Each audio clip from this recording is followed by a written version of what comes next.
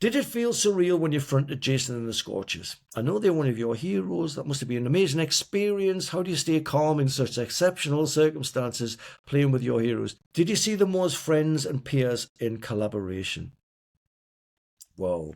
Well, it all came about because, the internet was in its infancy, its honeymoon period, but I was emailing Jason Ringenberg.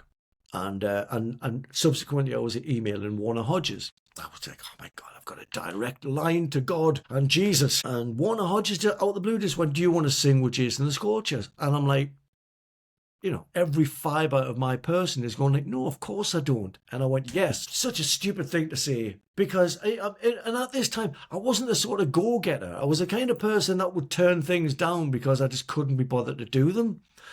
But I'd said yes. And really regretted it once I pressed send. What a stupid thing. And then I got in touch with Jason and I went, I think I've just made a big mistake. I don't mean anything by it. Obviously, I don't want to do it unless you give it your blessing. And Jason did. He said, I can't do the tour. I would like you to do it in my place. Fuck, I definitely can't get out of it now. I know, I'll use the geographical excuse. Oh, I can't make it to London that day. No. They came to Newcastle for me. They came to Newcastle, and I was living in Gateshead at the time, so I could rehearse with them. Well, from the moment that they asked me to do it to the moment we rehearsed, to probably like a few minutes into rehearsing, I was shitting myself. I was terrified. I just felt sick all the time. There's got to be a way I can get out of this. And driving to the rehearsal, I remember just having this awful feeling. And then we kicked in. They said, what song do you want to play first? And I went, well, White Lies. Because we'd done White Lies with the Wildheart. We did White Lies, and it went boom. And then all of the nerves vanished. Yes, it was the most amazing experience. I still wasn't very confident as a singer and a frontman at that point. And I had a lot of drug problems. So I wasn't at my best, I don't think. But we put together a brilliant lineup. I remember it was CJ's band, and someone else, it's Stiddy's band or something. But it was a really good Wildheart friendly lineup, and all the gigs were well attended. I was really proud of Wildheart's fans repping, the other guys on the bill, and Ginger and the Scorchers was just, every night was just a kind of can't believe I'm doing this. And to top it all off, I got to pick the set list. Of all of the songs that I loved, I got to hone it down to about, 14, 15 songs. Yeah, it was one of the best experiences ever. I'm really amazed at how well you and Ben gelled together on stage. Yeah, it's come together really quick, that one. But he's a great player. It's, if you've got a great player, it's a lot easier to gel. I'm not saying if you've got a great player, you just gel, because it doesn't work like that with guitar. You've got to listen to each other, and you've got to find a way of playing to each other. Now, Ben isn't CJ, so it was never going to be a case of I just do what I normally do. Well, Ben's more of a lead guitar player, but he's more the theory. He knows the chords. He knows how to get up and down the neck with weird shapes that I don't know. Where CJ was more bar chords. I'm like, I know exactly what you're doing. I can just copy that. And it was very easy. Well, Ben, I think it's fuller because he's more rounded and nuanced as a guitar player. And I'm more surprised at me being able to kind of dovetail that. Weaving, Keith Richards calls it. It's weaving when the two guitars make a thing. It's an art, and I believe it's a lost art, because I don't see a lot of bands doing any weaving these days, but I'm old school and I believe in weaving, and I think me and Ben weave really well together. How did you both come up with the parts together? Was it through jamming the songs in their bare bones or orchestrating parts together collaboratively?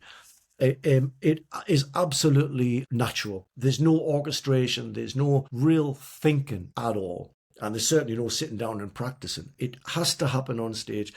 To be honest, the first gig that we played on this tour was Sheffield, I believe. And we had in-ear monitors in. And we didn't gel. And it was awful. It just felt like, oh, this is not working. This is like really, miles apart. Because we couldn't hear each other. I'm old school. I like what they call sweet spots, where you're in the middle where you can hear vocals and your guitar, and then you can, if you've got a riff where you're both playing, or especially a dual harmony lead part, I don't want someone to be in charge of making that perfect for my hearing.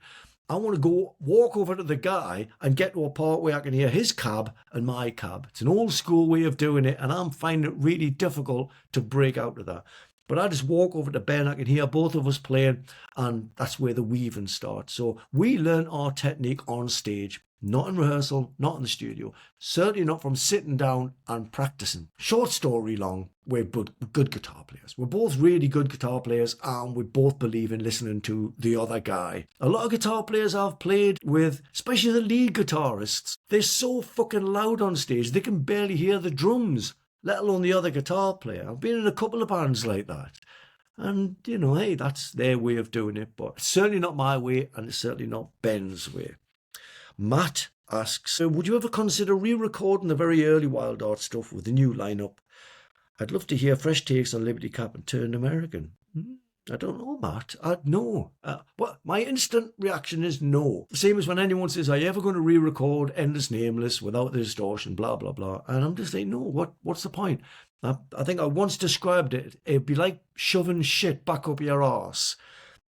And I stick with that one because being there, done it, And I've mentioned a few times, I'm not very good at going back in time. I've got not an aversion or anything. I'm not there. I'm not there in my head. I'm right in the moment. And I'm always thinking of something current or something new that's going to be coming up in the future. If I ran out of songs, maybe if I just got writer's block and couldn't come up with anything, then I'd re-record a load of old Wildheart songs and maybe a clean version of Endless Nameless. So far, so good. It looks like I'm not running out of songs. I've got fucking tons of them. They're coming out of every pore of my person.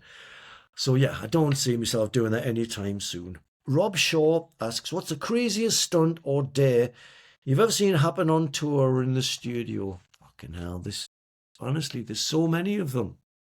So many of them, especially with the Wildhearts, especially in the 90s. We did the AC/DC tour and we had, I better get prepared for this because it's a fucking ugly one.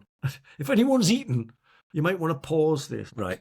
When you're on tour, especially for a long tour like the AC/DC one, you've got to think of ways to get through the tour because there's a lot of hours in a day where you're not playing, especially when you're only doing a short set, and there's a lot of days. So that's, just endless amounts of time that if you get bored, you can start spiraling and get screwy. And people get screwy in different ways. Anyway, we used to entertain ourselves and we'd have bus games. So to eat away the day, we'd have these bus games. Now, you remember, we were all scumbags at the time. I'm not saying that we're not now, but we scrubbed up, some of us. But we had this bus game where it was dares. We all put a ridiculous forfeit on a bit of paper and into a hat. And then we pulled the forfeit out. And you were just hoping that you didn't get yours. Because I've got a dirty imagination. And I don't think anyone put anything... Well, I didn't expect anyone to put anything in there as disgusting as mine. And I was wrong. Because there was some horrible stuff in there. I feel sick. I'm not even fucking eating. We had one where it involved eating a raw egg, and Danny got it, and Danny hated eggs, so he tried it. Bless him, he really tried his best. Ate this raw egg and was sick all over my leg, and there was chunks of sick on my leg. So the next one was obviously this wasn't the forfeit from the hat, but the next one was Jeff had to lick the sick off my leg. Which he did, bless him, which in turn created a domino effect where Danny was sick, and then the tour manager was sick, and then the bus driver was sick. And this whole thing, another one of the days, the bus driver blew his nose into a handkerchief and someone had to eat that. Someone had to get a bit of toilet paper and rub it around the rim of the toilet and eat that. Honestly. Oh, but my favourite one was at night, we'd get all stir crazy. We'd watch AC/DC and then we'd still behind the adrenaline, we'd go out clubbing. Or if there was a day off, we'd go out clubbing. And we were in Germany this once. And my favourite stunt of all the stunts we did on the AC/DC tour was human bowling.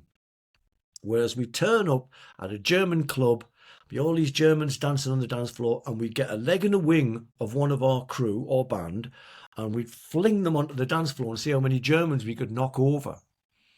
How we got away with it, I have no idea, but we did. And another one was this is awful.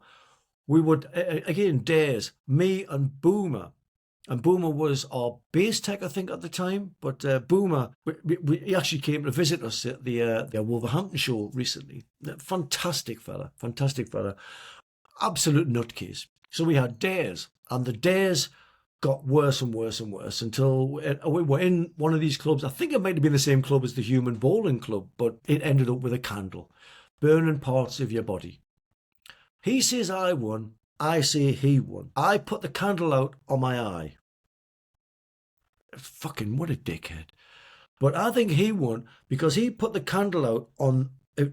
Anyone with a penis know what the toe rope is. It's the bit that connects the shaft to the bell end. It's a little bit of string. He put the candle out on that. Now, he reckons I won because of the eyeball. I reckon he definitely won because I would go for the eyeball any day rather than the toe rope.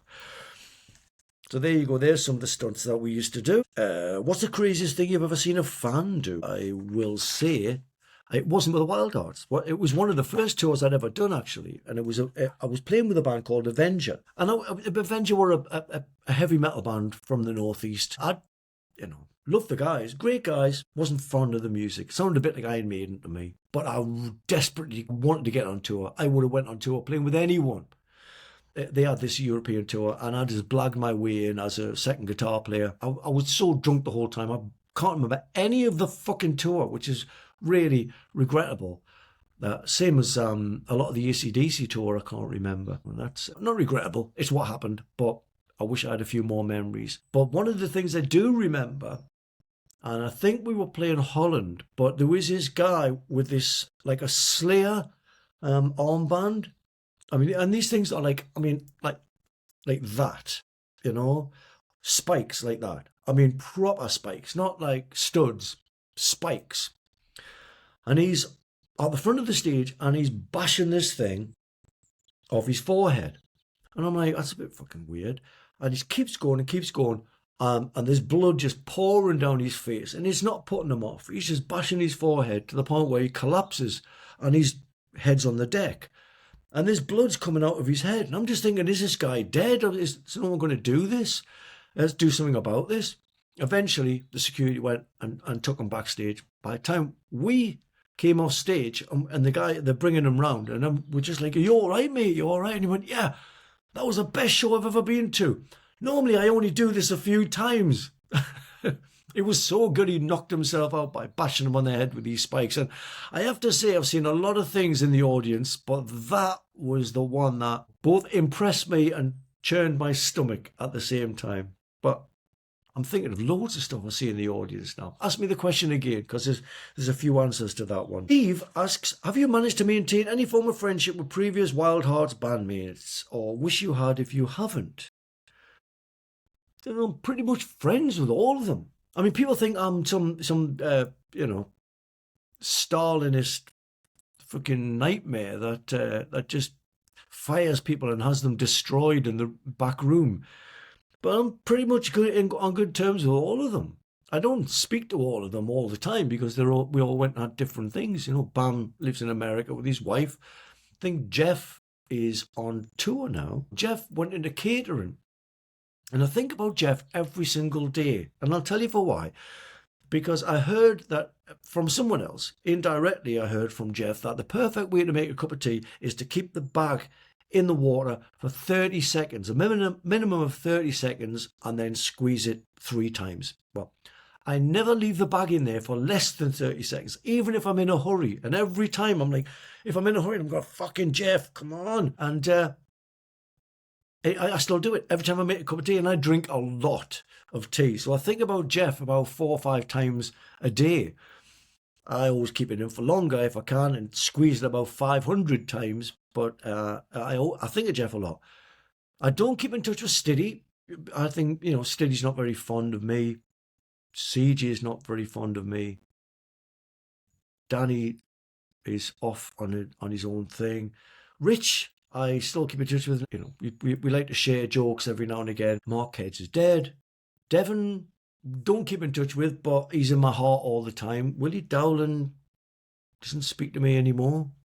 But I don't know if we've fallen out. See, it's a weird thing about when you get older. People fall out with you and you don't know. Or sometimes you think that the opposite. You're not getting on with someone and then you're talking. Well, yeah, pretty much. I've got no beef with any members of the Wildhearts. I really haven't. I wish everyone all the luck and the fortune and the happiness in the world. Got no grudges with anyone whatsoever. Just like any relationship, like any marriage or any relationship. Sometimes they don't work out unless there was something really obvious. You both fall out. One person doesn't fall up with the other one, and the other one goes, "Oh, that person's a cunt." Doesn't work like that. Two people grow up different. It's perfectly natural.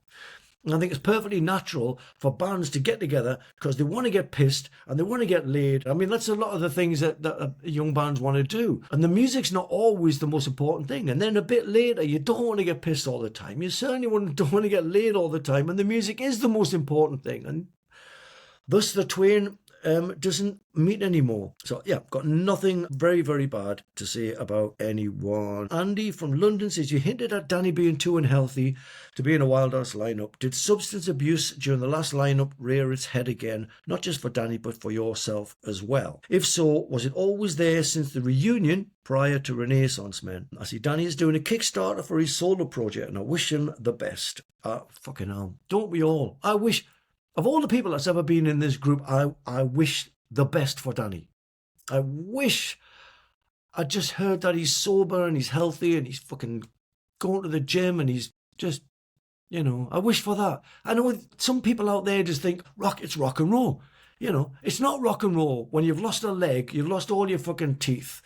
It's not rock and roll then. If people support Danny, you're killing him. If you love Danny, you're killing him by giving him money. Did the substance arise during the last lineup? Yes, for me as well. We both started using. Was it like that at the beginning when we did the Wildhearts Must Be Destroyed or the Britpop Must Be Destroyed or whatever the fuck it was called? No, we were all clean and sober. I think we were having a drink or something. I don't think Danny's ever been clean and sober.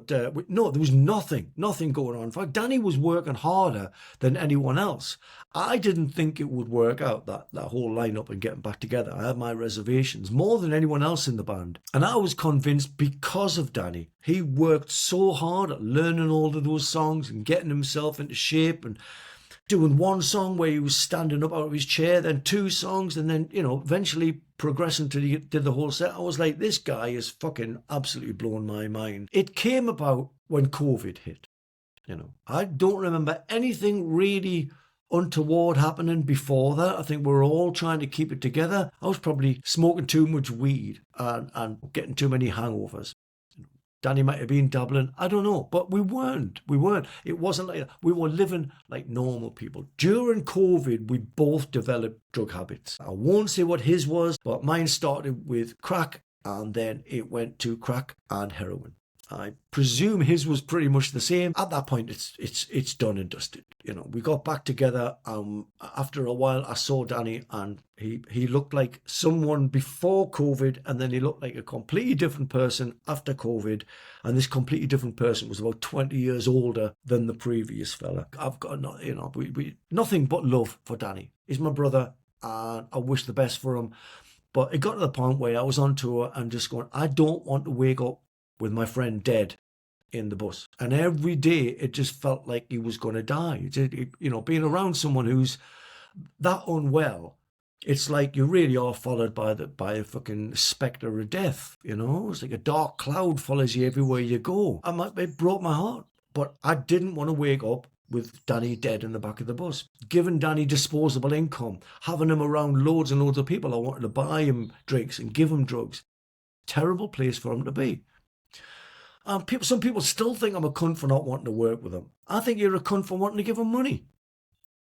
We're all allowed our opinion. Doug has a few questions here.